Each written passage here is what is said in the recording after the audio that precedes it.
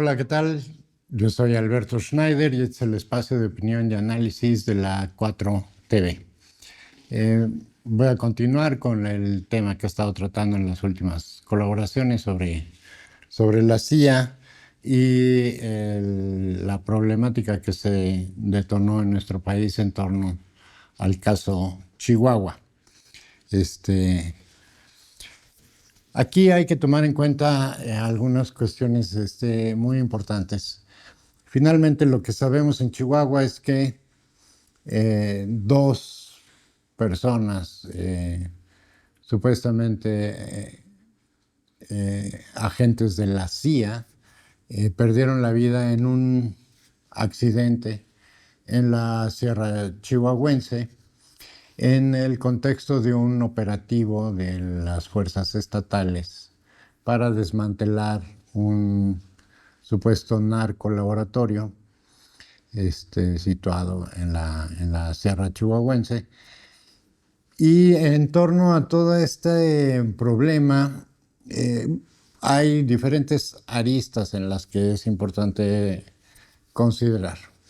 Por un lado, bueno, tenemos una larga historia de la presencia de la CIA en México, siempre en contra de los intereses nacionales y, digamos, esa es su función, tratando de encauzar no solo la política nacional, sino la economía y a la sociedad en general hacia los intereses o en beneficio de los intereses norteamericanos.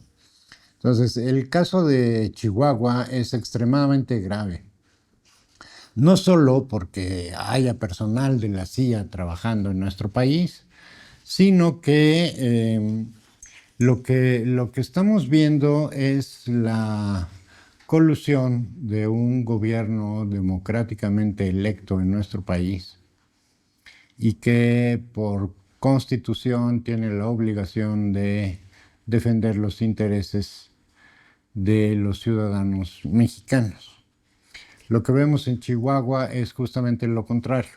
Es un gobierno electo democráticamente en nuestro país que está traicionando la voluntad popular al entregar el sistema de seguridad estatal al gobierno de los Estados Unidos. No es la primera vez que un gobierno panista hace una acción de esta naturaleza, pero sí, digamos, es la constatación de que la presencia y la colusión de autoridades, principalmente en este caso panistas, con las agencias de desestabilización en nuestro país.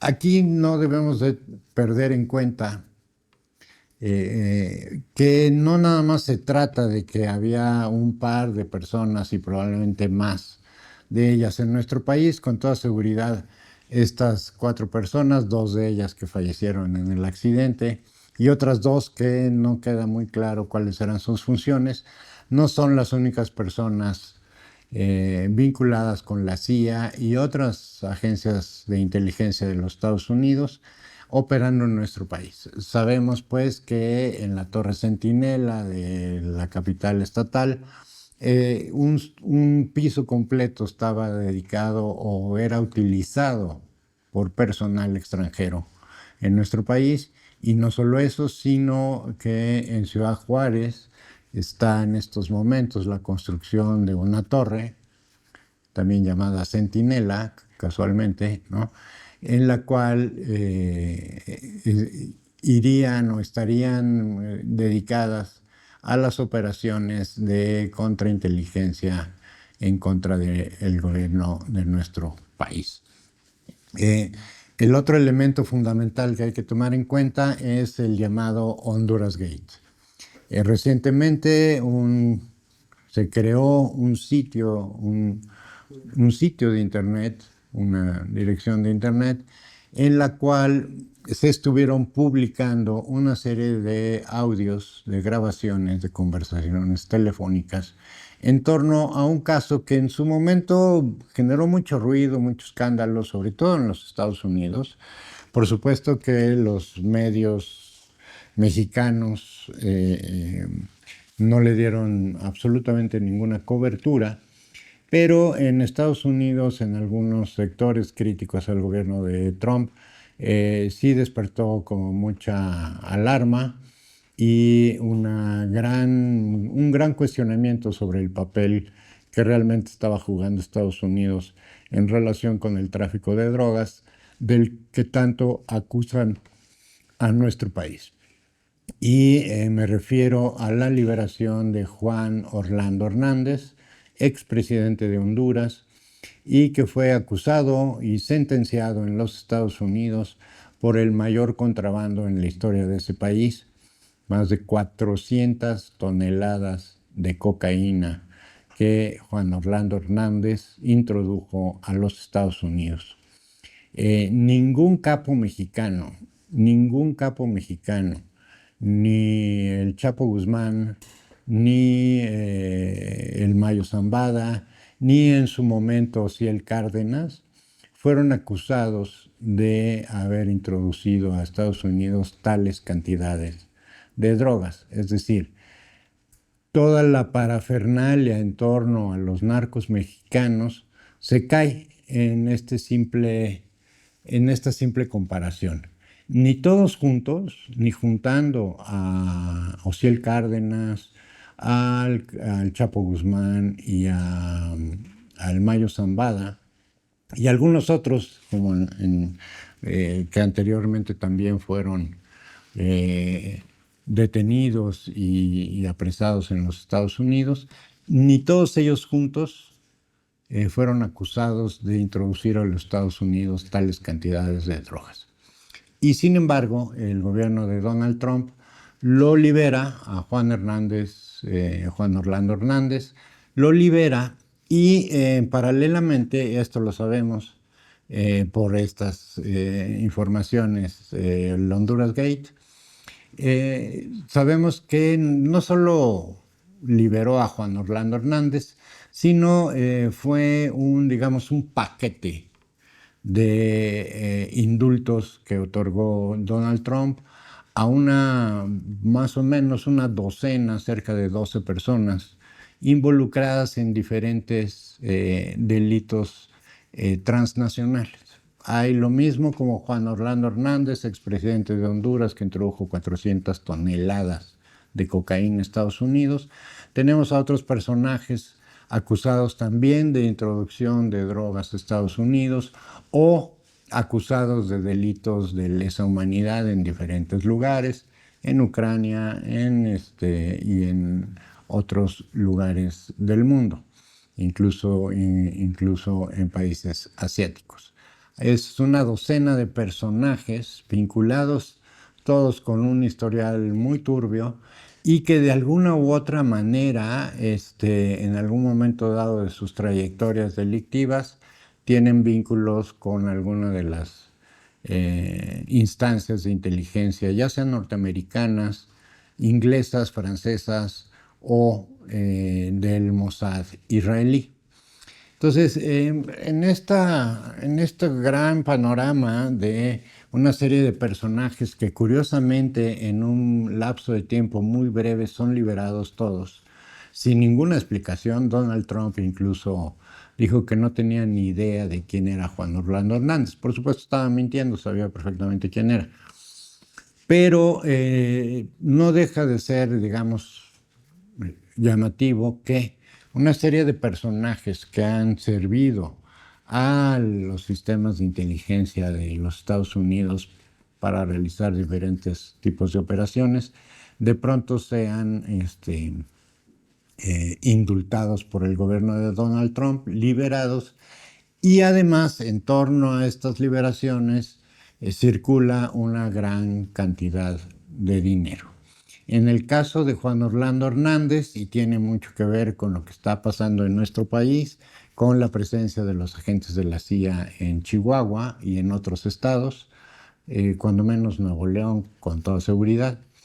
Esta implicación está dada por justamente uno de los audios que son extremadamente brutales en su franqueza, la franqueza con la que hablan los interlocutores, pero también son brutales en cuanto a las revelaciones que hacen. En una de las conversaciones, quizás una de las más escandalosas, escuchamos al actual presidente de Honduras, el derechista de extrema derecha, Nasri Asfura, es actualmente el presidente de Honduras, habla con Juan Orlando Hernández y le dice que Honduras necesita fuerza, logística y sangre. Fuerza, logística y sangre. Y le dice, no seas tibio. Si tienes que reprimir, reprime. Si tienes que matar, mata. Es momento de Honduras y tenemos que hacer todo lo que Trump nos diga, tal cual lo dice el actual presidente de Honduras. Si tienes que matar, mata. Si tienes que reprimir, reprime. Hay otra conversación en la cual escuchamos acerca del general Romeo Vázquez, que es un general de muy oscura trayectoria, vinculado nada más y nada menos con Ronald Johnson, el actual embajador de la CIA en nuestro país. Romeo Vázquez es responsable de la conformación de escuadrones de la muerte que operaron no solo en Honduras, sino en diferentes territorios de Centroamérica, principalmente en El Salvador, pero también en Colombia. Romeo Vázquez es uno de los personajes que ahora vuelve a salir a la luz en torno a las conversaciones filtradas por el Honduras Gate. Como dije, el actual presidente de Honduras, que están preparando todo el terreno para que Juan Orlando Hernández, el mayor narcotraficante consignado cuando menos en Estados Unidos en su historia, en toda la historia de las consignaciones de narcotraficantes, Juan Orlando Hernández ocupa el primer lugar en cuanto a la cantidad de drogas introducidas a los Estados Unidos. Juan Orlando Hernández se va a convertir por obra y gracia de la CIA y de personajes como el actual presidente hondureño en el próximo presidente de Honduras. Pero no todo queda, digamos, ahí, no todo queda entre la CIA, la Oficina de la Seguridad Nacional, la DEA o el FBI, sino también, y lo cual le añade un carácter aún más siniestro a todo este programa, le añade la actividad y la presencia, valga la redundancia, la presencia activa del Mossad israelí. En una de las conversaciones, el propio Nasri Asfura le asegura a Juan Orlando Hernández, perdón, al contrario, Juan Orlando le confiesa a Nasri Asfura que quien operó su liberación fue un grupo de rabinos israelitas de los Estados Unidos, ¿no? Rabinos sionistas de los Estados Unidos, mediante la intercesión de Benjamin Netanyahu. Es decir, el primer ministro israelí opera en los Estados Unidos ante el gobierno de Donald Trump para que Juan Orlando Hernández sea liberado y pueda ser el próximo candidato de la extrema derecha hondureña para volver al poder en aquel país y regresar a Honduras a su papel bastante de tiempo a, salvo los pequeños periodos en los que fue gobernado por Manuel Zelaya, quien le hicieron golpe de Estado, y luego su esposa, quien perdió en unas elecciones bastante cuestionables, con el actual presidente Nasri Asfura. Este es el proyecto de que Estados Unidos planteó en cuando menos 2 o 3 documentos clave que son muy importantes para entender tanto la política de Donald Trump y la corriente de los neoconservadores tradicionalistas que gobiernan hoy Estados Unidos, sino también de los intereses de Israel, por un lado, y es decir, de los grandes capitales financieros del mundo. Israel finalmente funciona como su brazo militar de los banqueros y dueños de los capitales financieros internacionales.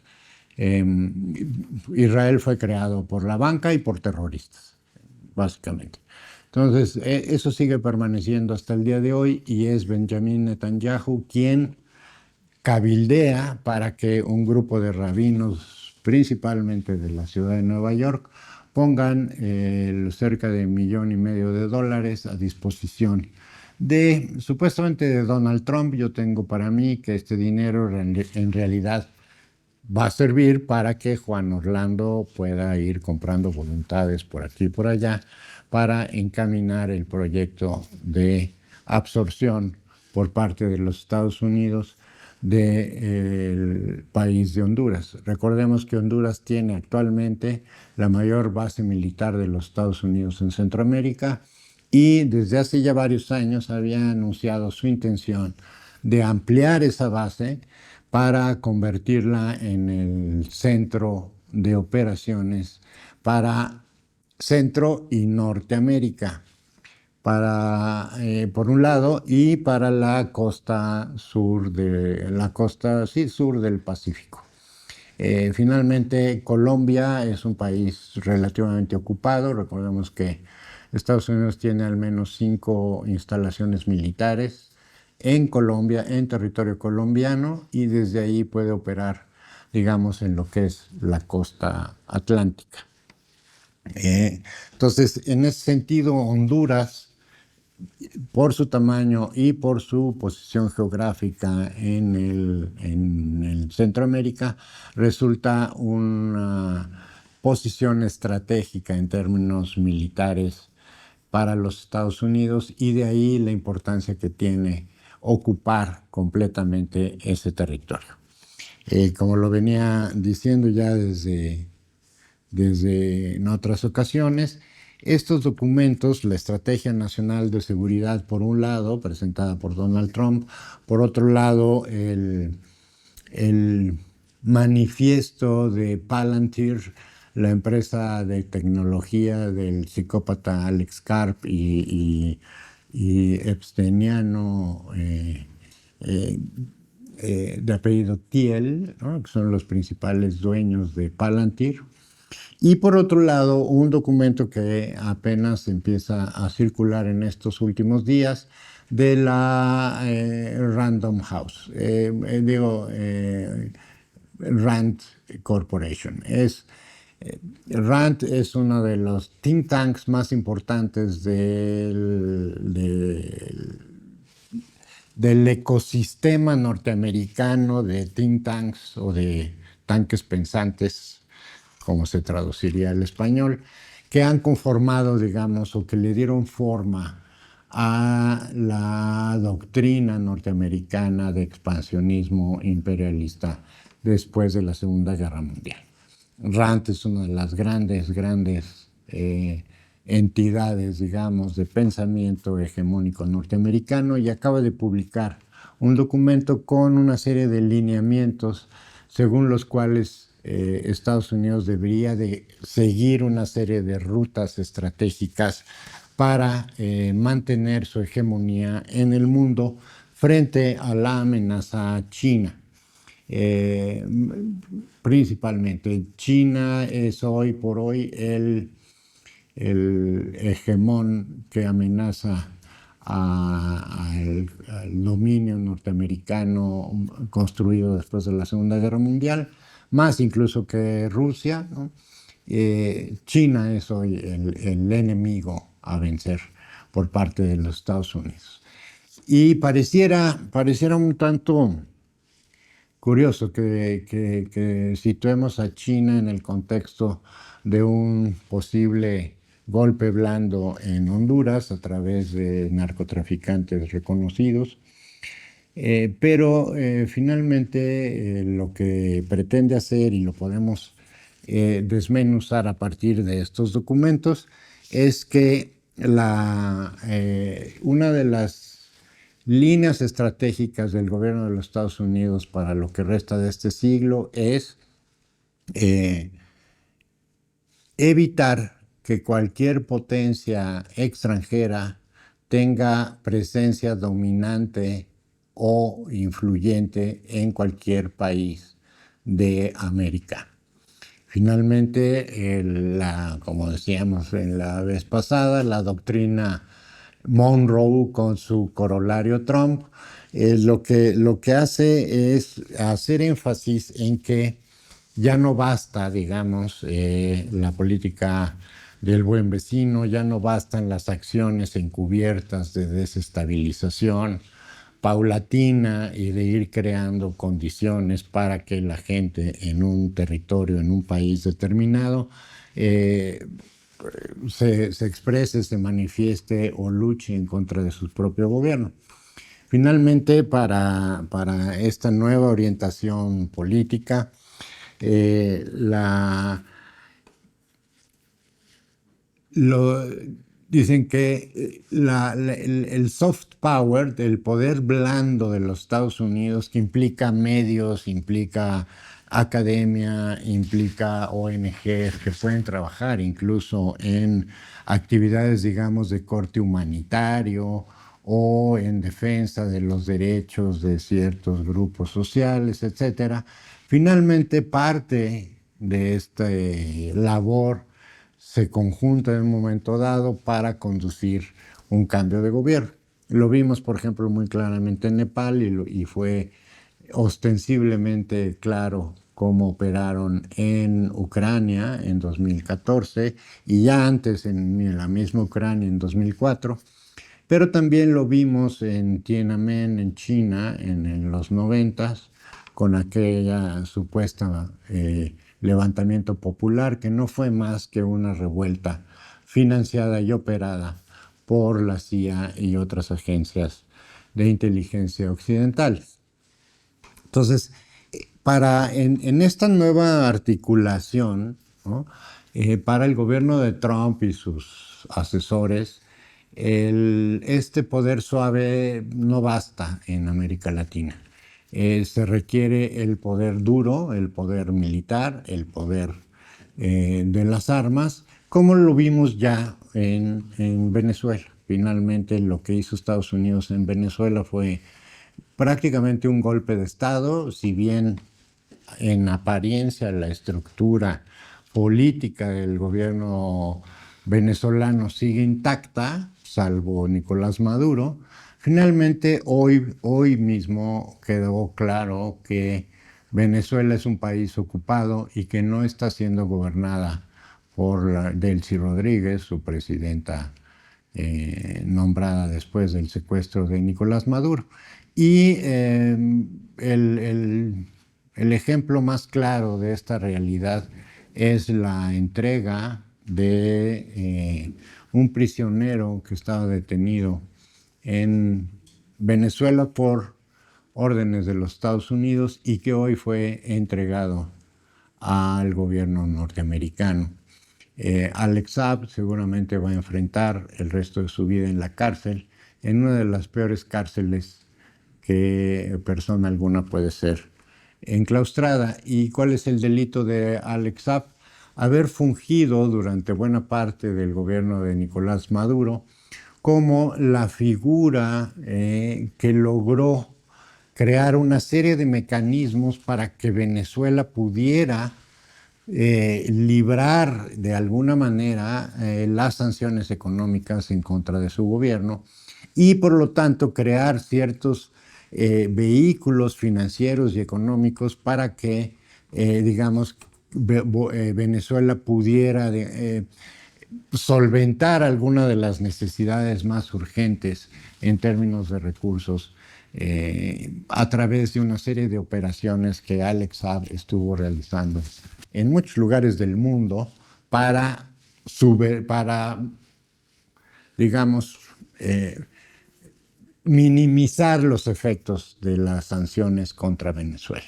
Este es el papel que jugó durante muchos años Alex Saab.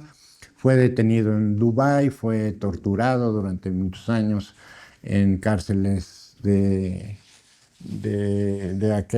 aquel país y posteriormente fue entregado a las autoridades venezolanas con la condición de que se mantuviera preso. Eso hizo finalmente Venezuela y con tal, bueno, de salvarle la vida a Alex Saab, y hoy Delcy Rodríguez entrega al gobierno de los Estados Unidos a esta figura tan importante. De esta manera, digamos, es como Estados Unidos pudo y está conduciendo la destrucción paulatina del régimen revolucionario de Venezuela. Su siguiente blanco va a ser, sin duda alguna, Cuba. El endurecimiento de las sanciones contra Cuba, la soberbia con la que Marco Rubio habla del éxito que tiene sus políticas en Cuba, ¿no? Es bastante siniestro escuchar al señor cómo pontifica con una sonrisa en la cara de cómo están muriendo niños en los hospitales cubanos por falta de medicamentos muy básicos.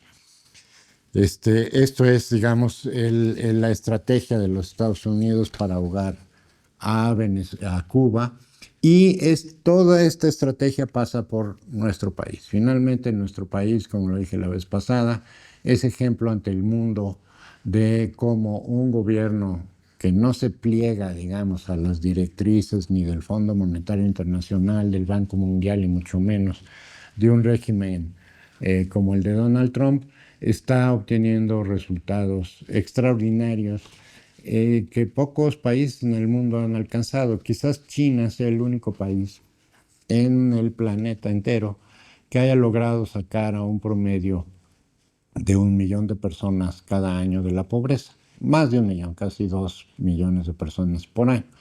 China estuvo sacando alrededor de 10 millones de personas por año. En 40 años sacaron, de hecho, bastante más, ¿no? Cerca de 800 millones de chinos dejaron de ser pobres en los últimos 40 años en China. Es el único país, digamos, que ha logrado una hazaña de esta naturaleza, y el otro país que tiene cifras similares es México. Y esto es simple y sencillamente por la aplicación de una política que ni siquiera es ni remotamente anticapitalista, ni el gobierno mexicano tiene la intención de destruir el capitalismo para crear un país comunista, ni ninguna cosa por el estilo. Es simplemente un gobierno popular que orienta toda su política social, económica, hacia el beneficio de las personas, que es en última instancia lo que cualquier teórico del Estado diría. Los estados están para beneficiar y darles una buena vida a su población. Este ejemplo mexicano es para los Estados Unidos y las élites acostumbradas al saqueo absoluto de todos los recursos nacionales, es absolutamente inadmisible. Y entonces, ¿cómo es que están operando? Sabemos por Honduras Gate de la clase de cosas que son capaces, liberar a un narco que va a desatar una represión terrible y brutal en Honduras, pero podemos constatarlo ya hoy mismo en Bolivia, por ejemplo, ¿no? El presidente Rodrigo Paz en Bolivia le entrega a los Estados Unidos, firma un acuerdo secreto, no se sabe exactamente todavía cuáles son los términos reales en los cuales Rodrigo Paz le entrega al gobierno de los Estados Unidos los yacimientos de litio de Bolivia. que como sabemos, Bolivia, Chile, Argentina y Ecuador son las zonas donde existen las mayores reservas continentales de litio. Frente a esto, el pueblo, sobre todo, se levanta y en particular no solo se levanta en contra de estas decisiones de Rodrigo Paz, sino se levanta para defender la vida de Evo Morales, que ya en algún momento dado, gracias a Andrés Manuel López Obrador, no fue asesinado por la CIA y por sus personeros tipo Maru Campos en México.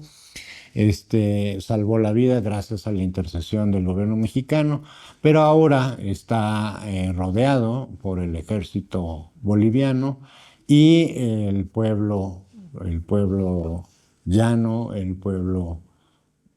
pues sí, el pueblo llano literalmente está en una movilización enorme para defender la vida de Evo Morales, pero también a su independencia económica, política y financiera. Eh, Solamente para cerrar, recordemos que pues la CIA no solo opera, como habíamos dicho y habíamos comentado ampliamente, a través de agentes que hacen espionajes y cosas estas como las que estaban trabajando para Maru Campos, sino también a través de personajes como medios de comunicación, academias, académicos renombrados que dan conferencias aquí y allá, con una línea política claramente proimperialista. Lo que está sucediendo con Maru Campos no es un dato menor, es un gobierno electo que está trabajando en contra de los intereses de la propia población que la eligió. En este contexto, recordemos nuevamente también que el gobierno mexicano, los gobiernos panistas mexicanos, fueron los primeros en adquirir a nivel mundial el programa Pegasus de espionaje masivo, y que sabemos que fueron desmantelados una serie de licencias de ese programa, pero también sabemos que existen y siguen operando figuras políticas y económicas en nuestro país que utilizan el programa Pegasus para el espionaje político. Sin duda alguna, la inteligencia mexicana tiene mucho trabajo que hacer para revisar cuáles son los acuerdos que han firmado los gobiernos panistas con diferentes entidades de los Estados Unidos.